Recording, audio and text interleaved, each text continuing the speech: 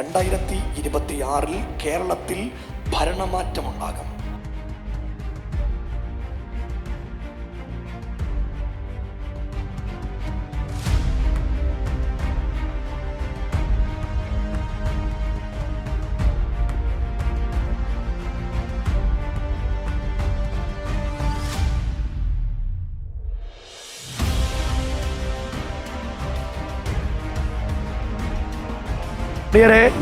May മാസം 27-ാം തീയതി രാവിലെ 10 മണിക്ക് എലോഹിം ഗ്ലോബൽ വർഷിപ്പ് സെന്റർ വിദ്യാദീപമെന്ന ഒരു പദ്ധതി നടത്തുകയാണ്. കഴിഞ്ഞ 16 വർഷമായി ദൈവസഭ ഈ ഒരു പദ്ധതിയുമായിട്ട് മുന്നോട്ട് പോകുന്നു.